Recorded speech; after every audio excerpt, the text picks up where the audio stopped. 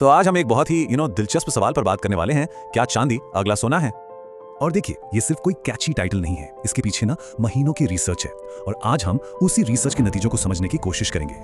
हाँ, एक बात साफ कर दें, ये जो हम बात कर रहे हैं ये सिर्फ जानकारी के लिए है, कोई इन्वेस्टमेंट एडवाइस नहीं है। तो कोई भी फैसला आप अपनी जिम्मेदारी पर ही लें।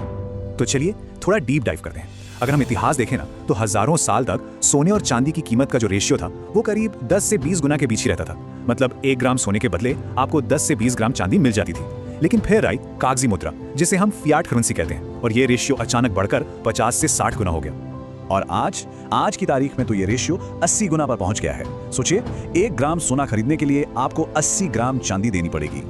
लेकिन यहाँ एक बहुत ही चौंकाने वाली बात है, दुनिया में जितनी भी चांदी जमीन के ऊपर मौजूद है ना, वो सोने की टोटल सप्लाई से सिर्फ 10 गुना ज्यादा है। तो सवाल यही है, अगर सप्लाई में फर्क सिर्फ 10 गुने का है तो फिर कीमत में ये 80 गुने का गैप क्यों? क्या वजह है इसके पीछे? इसी पहेली को तो सुलझाना है। अच्छा, तो पहली नजर में 2 ही बातें दिमाग में आती हैं। या तो भाई सोना बहुत ज्यादा ओवरवैल्यूड है, मतलब उसकी कीमत जितनी होनी चाहिए उससे कहीं ज्यादा है, या फिर चांदी की डिमांड ही नहीं है। चलो एक एक करके इन दोनों थ्योरीज को देखते हैं। तो पहला सवाल, क्या सोना ओवरवैल्यूड है? जवाब है नहीं। रिसर्च तो यही कहती है। देखिए, सोने की वैल्यू अपनी जगह पर काफी स्टेबल रहती है। असल में तो हमारी करेंसी की वैल्यू गिरती है महंगाई की वजह से, और हमें लगता है कि सोना महंगा हो गया। तो पहली थ्योरी तो भाई गई काम से।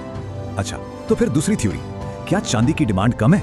अरे बिल्कुल नहीं। सच तो यह है कि मामला एकदम उल्टा है। दुनिया में पिछले कई सालों से स्ट्रक्चरल सिल्वर डेफिसिट चल रहा है। इसका सीधा सा मतलब है कि जितनी चांदी बाजार में आ रही है, डिमांड उससे कहीं ज्यादा है।